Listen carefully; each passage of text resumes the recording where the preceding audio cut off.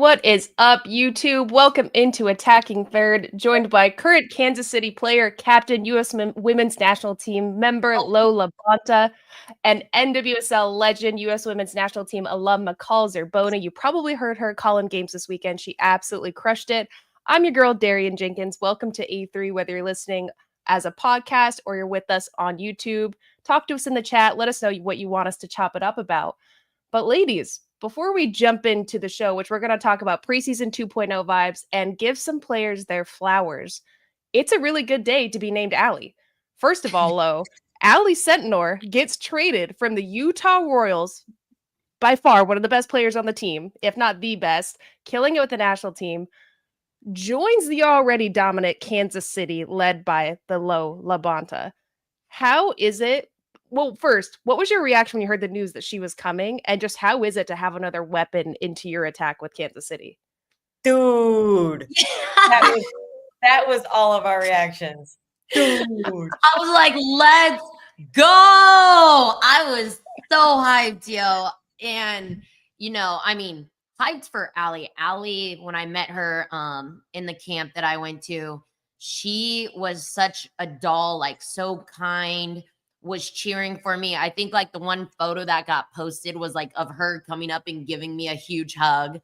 So I was so grateful to have her in the locker room because I already know the human being that she is. But then for her game to be added to ours and our attack, I was like, this is what I'm talking about. This is the move that could probably help us lift that trophy at the end of the year. You know, we've been so strong all year. And then to get that added to us halfway through the year, I'm so stoked. I'm stoked for her. She already said she's ready to get better. And I'm like, you getting better here as well. Like it's definitely going to happen, but it's crazy to see where you can go and get better. So I'm stoked. I know Claire Hutton is absolutely stoked. I bet Kansas City Their airport moment was adorable. Bro, that was our off day. Claire, we got back from Louisville and Claire Hutton was just like, I'm going to pick you up at the airport. I was so hyped. That's the love those two share. That's where you know it's love. It's so sick. So the airport. I'm so excited. The airport pickup. Airport. That's when you know it's real. Yep. Right. Okay, but Lo, I got to hit you with a tactical technicality real quick. What do you think she's bringing to your team that you don't already have? Well, I mean, what we've done is created more depth, right? But we lost Vanessa DiBernardo, which we didn't lose her. She's growing a congrats. What? She's okay. She's pregnant. Congrats. She's doing great. She's still in the facility in the locker room. We also just hired a mental health performance coach. So Vanessa, her and I, we were meeting before this meeting. So all these layers, an investment in our team right now is huge. Like this, if you're not in that locker, you should be believing that we could win this whole thing, lift the trophy, because there's the investment there. They're adding everything to like help us in all resources. But back to your Ally question. I'm so excited to see where she will fit in, right? Like if you look at our front three right now, they are untouchable in my opinion. Like I'm like, get the ball to the front three, they'll figure it out. And then you have Debinha underneath them. So we have always thrived on this team that we have competition at practice. And that's the person who's going to play on the weekend. So I'm so excited for Ally to just come in, stir the pot up, make everybody play better. Cause that's a better end result. Elevate. So her little slip passes, like you guys, at her age, her slip passes in and around the 18 are unreal. And we have players that are so quick to get to that. We have finishers. I'm so glad I'm not Vlaco, because trying to make that decision for the starting 11, I couldn't do it, because I'm like, you're amazing. Like, do I sit myself if I'm in that position? Like, what do I do? Listen, he did it to himself. So God bless you. Let's see what you do with that. Yeah, exactly. That's some decisions. Exactly. Yeah, no, you guys were already a team where we were like, Kelly and I were talking about this earlier today. Like, that's a team you already want to go play for. You don't want to play against. And then you add Ally Sentnor. It's just like champagne problems in the best possible way, because it's also a group of really good people. It's not like I think there's other teams we look at and be like, ooh, that seems like that's going to screw some shit up. But no, Kansas City does not give those vibes at all. So I love that. The other Ally we have to give some flowers to, very unorthodox. Welcome to the new wave of NWSL to trades. What the helly? Ally Watt, first player to get signed by Denver Summit FC as their franchise player. So she gets traded from Orlando, then immediately gets put on loan back to Orlando for the remainder of the 2025 season. But the first player signed for Denver Summit FC. First of all, I love this for Ally. So deserved. Yeah. She's a baller. She's a great human, great player. I love this for her career where she's at. I think we see her grow a lot with Orlando, but it's time to be on a team where she's a consistent starter and gets those minutes. But also, this new trade, the way that we can move now is just, McCall, I want you to expand on this, because the movements we make now in the NWSL, being free agents and the money that's thrown left and right, like it's not even a real team yet. Like, how do you feel about this? Like, could you have imagined this being a thing like 5 years ago in the league? Sometimes too much choice is a choice, right? Like there is a sense of, especially when you're young, you don't necessarily know what's best for you yet. So it's kind of nice that you're just kind of guided and you have to slide into whatever is given to you. But I mean, this is what we fought for, right? We wanted those players to decide what environment is best for them, if they're unhappy, to be able to leave and go. But this is a new era and a new wave that we're going to see with these expansion teams, is like, we're all of a sudden going to see these things where players are currently playing for a club and then they're loaned out. So the question is, how are the fans meant to approach this player knowing that she's not necessarily technically our player anymore? She is right now. We want to support her. We want to love her. But how much can they really dig in? How much can they really invest? And at the end of the day, it's about the players. That's where the fans and the supporters connect. So we're going to be seeing more and more of these tricky situations. But I'm so happy for Ally Watt to get to go back home, you know, and she has earned that in her career now, where she has that wherewithal to be a franchise player, to go start an expansion team, to lay a foundation. And so it's all a reward for the work that she's put in. And that's just the best way to lay it down.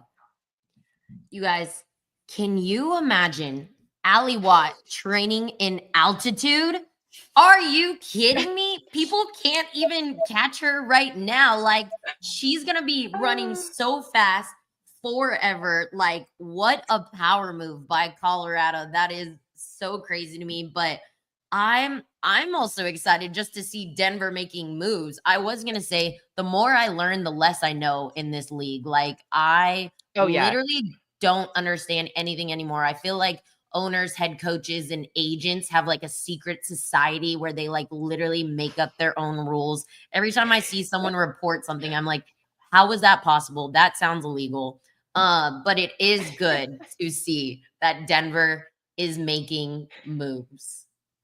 It's like, what's that movie? Is it like, this isn't Eyes Wide Shut. That's what the movie is. But you know where they wear masks and it's like all anonymous, but they're like trading.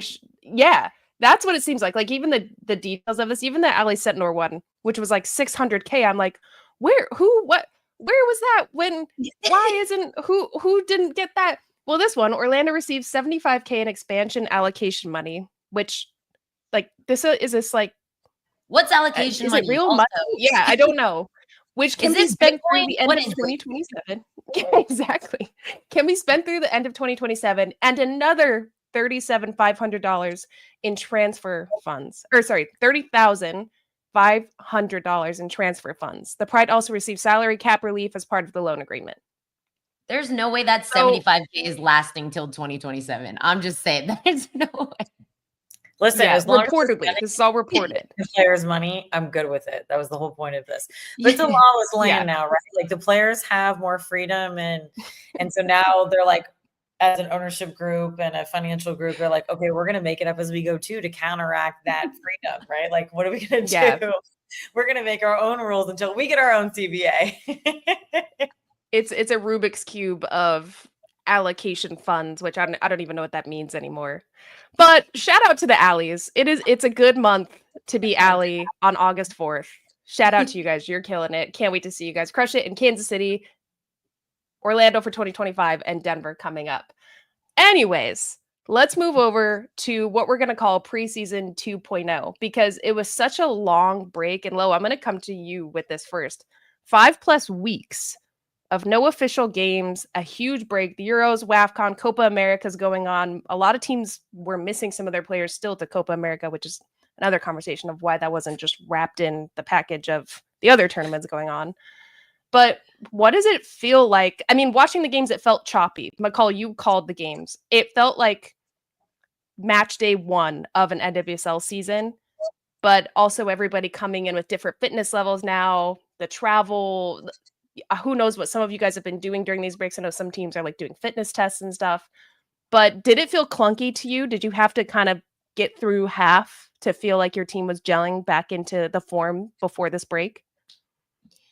Yeah, yes and no, because I was like trying to think, playing in our game, watching the other games, nobody should have been, it shouldn't have been as not efficient as it was. Like we've been playing games this whole time. Every team has had games, maybe because the games were against teams from different countries, or it was kind of like friendlies, there's not something on the line. Maybe that was different, but it didn't seem like as sharp as it should have been if you're playing games during this time.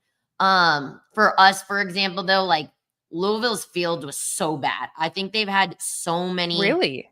It was awful. Absolutely awful. Like you could probably see the chunks on TV, like the different coloring, but it's like it would be slippery in one part, a full chunk of grass would come out of the other. The ball would like spin a different way. Not hate great. that.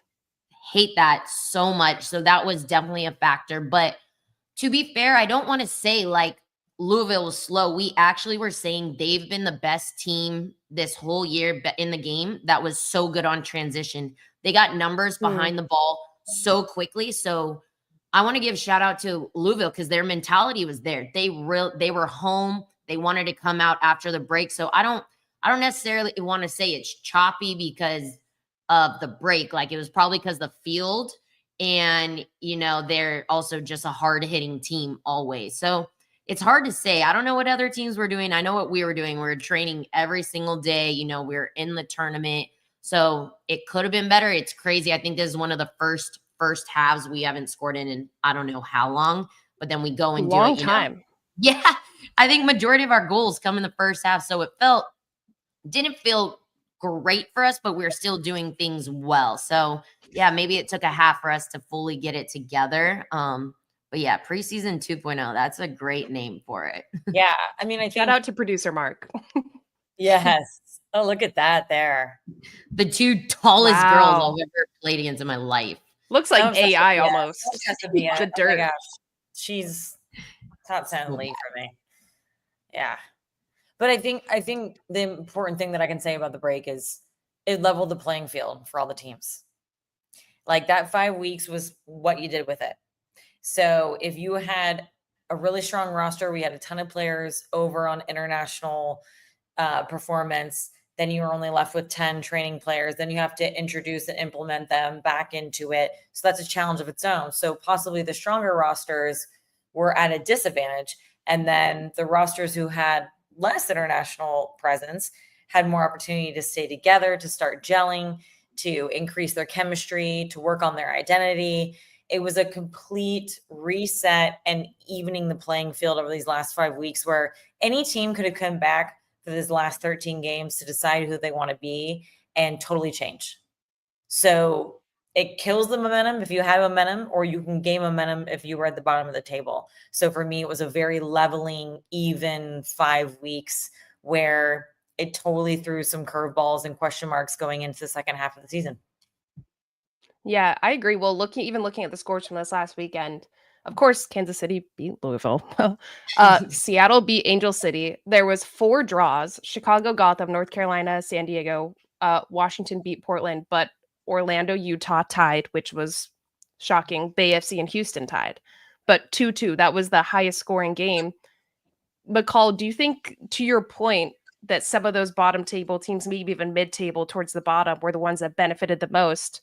And who really which of those teams to you like grew the most throughout these last 5+ weeks? Well, nobody dominated this past week, which we've seen at the tail end of the first half of the season, right? Teams were in their flow, they were in their stride, like a Kansas City, like an Orlando, right? And then all of a sudden that halted, that momentum halted, that cohesion halted. You send players off. And I interviewed a lot of coaches going into this weekend calling games, and a lot of them were like, it was a tricky time. I had players away at WAFCON, I had players away at East Asia Cup, I had players away at CONCACAF. And so now all of a sudden you're working with a dismantled roster. So what really can you work on?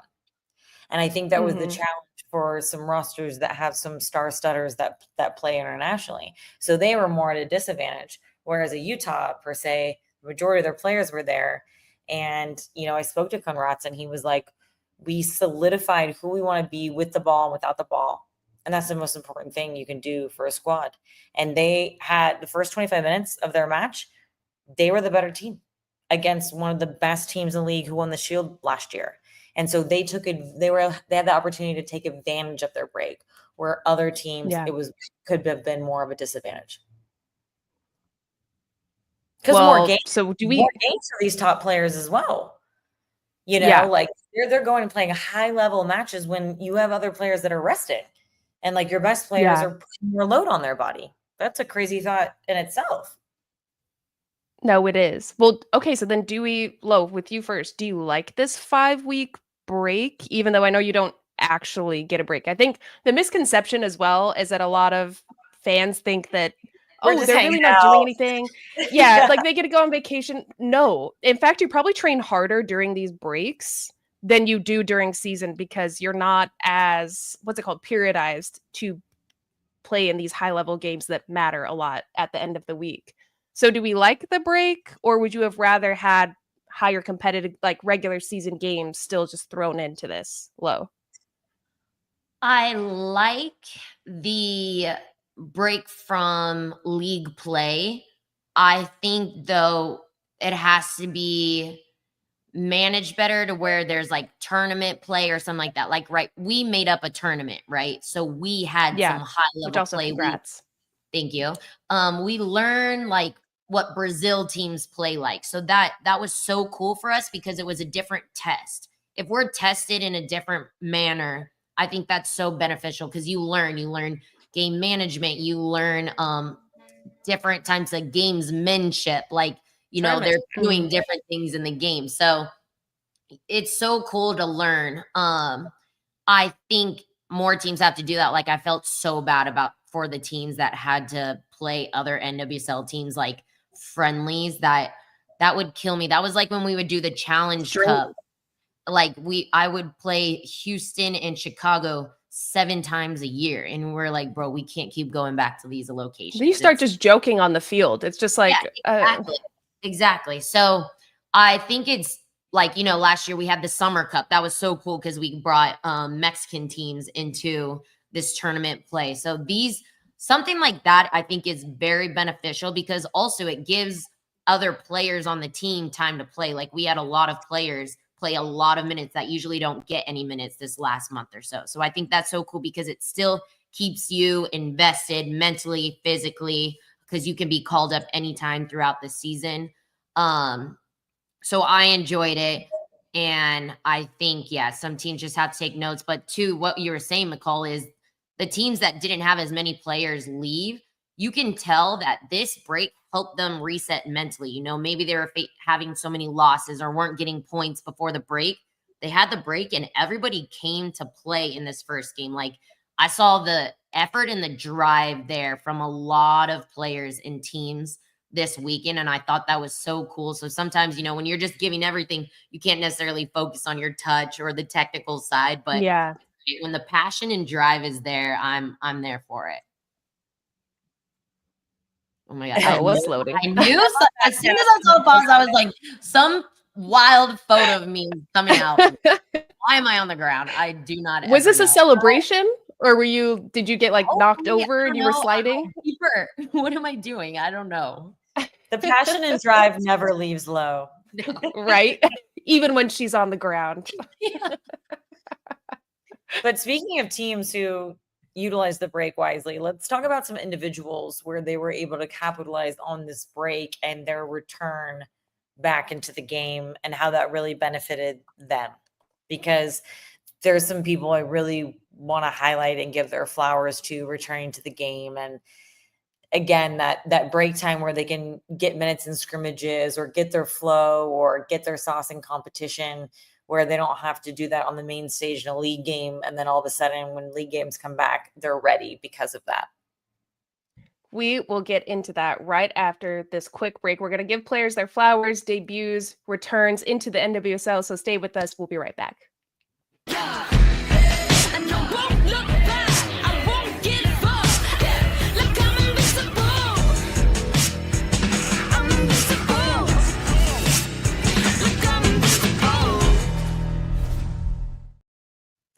The NWSL commercial song choices cracked me up, guys. I'm not going to lie. It's very like, girls, come on. It's good thing my funny. camera is in reverse because I'm just over here like jingling by myself. I'm like kind of bobbing my head. I'm like, what is she saying? Are we mystical? Anyways, sidebar. We'll talk about that another time. But as McCall did, we want to give players that either made their NWSL debuts or made their returns to the NWSL, whether it be from injury, a break, whatever it may be, back from the tournaments, who knows? Let's give these ladies their flowers because we had so many big faces and just heartbeats of the NWSL come back. So McCall, you teed it up perfectly. I want to let you go first. Who you got? Am I allowed to do multiple? Because I can't with these three players. Yeah, go on. Give us all. First of all, Trin. Like, let's freaking go, chick. Like, subs on, only has like less than 10 minutes to play. And not only comes in and like looks the same, but hits a cracking banger to lift her team at the end. And there's been so much swirling doubt around her, people coming at her in the media. You know, she's had a lot to deal with, not only physically, but mentally and emotionally. And when that ball is popping around, bouncing in the box, you have an opportunity, right? And if you're not confident, you either take a touch, you black out and you hit it wrong. She lasered in, caught it right at the perfect moment, toe down, ankle lock, laces, bang that upper V first time. What an introduction back into the game for Trinity Rodman. And you could see how much it meant to her, you know, just getting emotional on the sideline. I mean, I kind of want to cry thinking about it. She's just so cute. Like, she's worked so hard and had to weather so much as a young woman in this game. And, you know, we all talk about like mental health breaks and all these things. She had to take a physical health break to go get herself right and realize she was dealing with pain, dealing with a lot of stress and pressure from being Trinity Rodman. And for her to stand her ground, knowing what was best for her, and then come back and help her team right away was just like, you go, girl. I want to add on to that. Okay, go. Before you move on, I love the shout for Trinity Rodman. She was somebody to me that I was like, I loved this for her because I'm sure we've all had chronic injuries or chronic pain that you're dealing with. We all and are especially in pain. after the career year that she had, though, with triple espresso, the Olympics, balling out once again, being consistent in the NWSL, being a leader now with just how young she is, that pressure she probably already had on herself, let alone the media, everybody's speculation, especially when she decided to take the break. People don't understand when you're doing rehab, you're in more than anybody else. You're constantly getting treatment. You're constantly taking care of yourself. You're switching up your sleep, your diet, everything to get back and healthy. So lonely and isolating. It's so isolating. So to do that at such a young age, and now she has that in her back pocket of, okay, I have this that I know I can overcome. I know how to take care of myself now. I absolutely loved it. So then to do it with a goal as well, like how much it does for your confidence as a forward, it was so good. I loved it. And really quick too, before you move on, Zerboni, I just want to say this is such an interesting space for me because obviously I love doing this with you guys where we highlight people in the league. Like, that's what I'm here for. I always want to do that. But as a player in the league, when she did that, I was like, oh no. I was like, she's oh no. Got them over the line, got the win against Portland. Now they're even closer to this in the table. I had these countering emotions because like she's someone, I've had conversation with her. I'm so happy for her as like just being a fan and another athlete in the league, but being a player competing against her, I was like, here we go again. It's true. You're like, oh, don't wake that beast back up. Yeah, Dang. exactly. Like your back was hurt before, Yeah. and now you were playing like this with your back hurt. Damn. Right. Oh, Yeah, she's a baller. Okay, my second one, Simone Charley, man. Out for 2 Yes. years, back-to-back seasons, struggling with injury.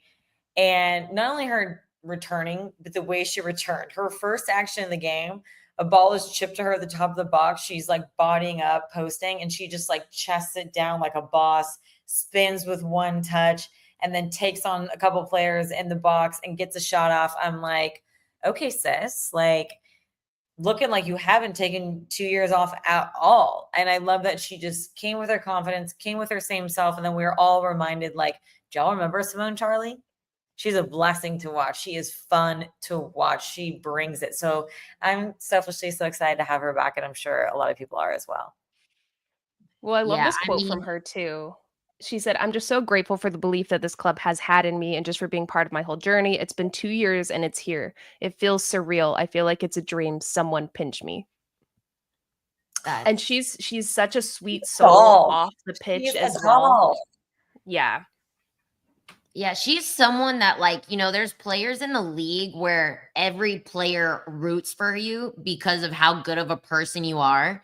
And I feel like in this league is like, come on, get her back out there. And when she came on the field, I know everybody was super happy and stoked for her. And also, again, I was like, oh no, she's back. Like Orlando has depth. Like, look at that sub coming on. And so again, I'm just torn here. I'm like, God, I gotta get my body back on the line. Like they out here. So super stoked for her. Can't wait to play them in 2 weeks. Oh my God. So bittersweet. McCall, who you got last? Who's your last one? You want to give a my shout? last one is just like, this is just saucy as heck. Like Jun Endo. She goes from playing 0 minutes to starting. Like that just shows how good you are. You know what I'm saying? Like most players, when they're returning from injury, they go in for 5 minutes, 10 minutes to get their swag back, get their comfortability back. No, not Jun Endo. She didn't play 1 minute until she was a starter because that's how important she was. And what she did in her 60-ish minutes, she was the difference maker and the only control that Angel City had during that match. She just was having her way in that midfield, her vision, her texture on her passes. That was one of the best things that I could have said. Her entry passes into the final third, the weight on those passes were perfect. So her players could get on the end of it and get a shot right away. She hasn't lost a step at all. And exceptionally when the game is robbed from you away a little bit, you know how you get that new refound love and energy and admiration for it. And I think we're just about to see the best of Jun Endo now post-injury. Swag. Her with Svendis as well. The Svensjon's daughter now making her debut, the Icelandic International Champions League, famous for scoring 4 goals in 1 Champions League game. Another hella long throw-in. I like this. I think Angel City's muscling up. So I love that. Lo, is there anyone you wanted to shout out from this break? They either made their return, made their debut. Who you got? Yeah, well, Debinha she wasn't out long, but she made her return. And I think, too, this goes back to the little break we had, right? So she got injured before the break, was out a little bit, but was able to rehab and come back. So she stepped on the field. And I think in the first second, if you guys were able to see the game, Haley Mace was sending a ball up to Bia, but Deb was in the way and just like wiped her feet out. And we were like, welcome back, girl. Welcome back. Let's go. Here it is. But that's, that was good for the break. But there are a lot of people that were gone for a little bit or, were in Euros and all that. So I kind of wanted to highlight the veterans that were able to make their return to the field in this return to league play, because in my opinion, they were the ones that helped their team either get the win, get the comeback, and tie. But there's a few, and obviously Jess Fishlock, legend that she is, went to the Euros, you know, gets the first goal for Wales ever in a major tournament, and then comes back here and not only gets the goal, but then also creates an own goal against to like help our team go up. And this veteran, you know, everybody talks about age, but I don't think it matters when it really comes to sports, because she went out there, gave everything she could in the minutes that she had. Also, Sophia Huerta being back, helping them out in that too. I think she was huge on those 2 goals as well. So it's just like we praise the youth in this league, which we should, because they're unreal talent. Like I was not like that when I was younger. I love having that on my team now. I love seeing it in the league. It's so good for us. But the veterans are what is helping the teams get it done. And also there was Sophie Schmidt tying it up for Houston as well, like that back and forth too. So it's just these older players, like you always have to have a mix of youth and veterans. And that's, I think, what's going to help teams, you know, lift the trophy. Hopefully it's ours at the end of the year. But that's what will help teams for sure throughout the rest of the season. Yeah, no, that is such a good shout with the veterans, because we joke, you know, preseason 2.0 for the NWSL, especially when you're a young player, you are not used to how long a season is. College, you play for 3-4 months, and then you have a big break before you do like spring season games, which don't matter. I mean, it's a completely different tempo and periodization for your body and mentally to be able to do that. So love to shout for the veterans. This league is built on these players' shoulders. Really great shout, Lo. People are I want going to to give a shout out to. People are going to come out to this and they can. Veterans are the ones that hold it down during the hard times, and the rookies are the ones that get to ride the bliss in the easy expected times. Like the veterans are the ones that when things get challenging or tricky, when you're coming back from a break, when you're down from whatever, like those are the ones that hold it down, setting that youth free to give that spark, to give that excitement, to give that flair. But that's why you need both. And that's why I think teams like Kansas City are so good. Teams like Orlando are so good because they have a healthy blend of both. So the veterans are the ones that weather those storms.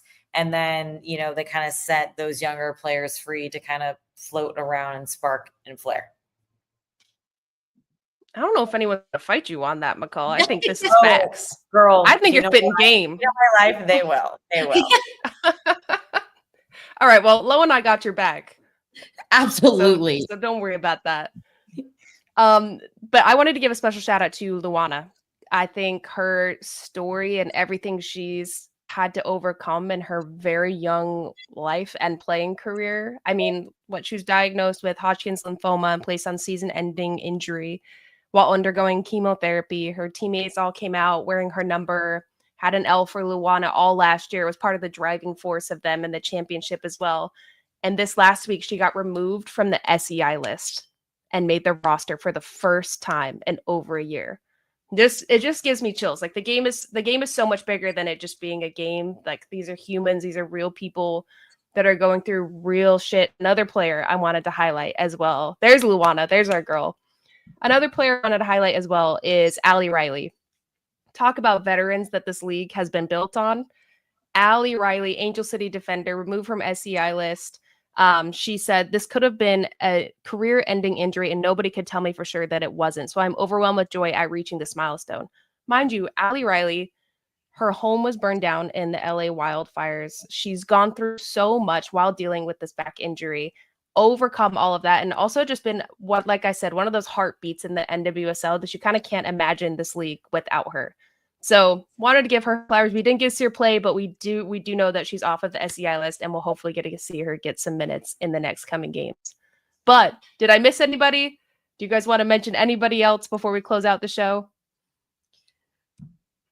There's probably so many, and our league is growing, but I do think the best thing about our league is that everybody embraces it. Like especially Orlando last year for Alana, like they all came together. That was like their reason and their motivation. And I'm pretty sure everyone at Angel City, like Ally Riley, has done so much for so many people there. So they have a reason to fight. And now that when that person is next to you on the line now too, it gives you even more of an edge. So those were both great stories. I did have chills during that whole time you were talking to Darian. So that I'm just grateful to, you know, be in their presence as well. Mm-hmm. Yeah, I love this. Love that we have a platform to talk about it as well. Well, ladies, that was our show. For you guys listening, for everybody in the chat, thank you so much for being with us. We really appreciate it. Don't forget, the show will be back tomorrow at 11 a.m. with Lisa Carlin, Sandra Herrera, and Jen Beatty. So thank you so much, everybody. Tune into that show. From producer Mark, McCall Zerboni, LaBonta, I'm Darian Jenkins, and this was A3. Peace. Oh my God.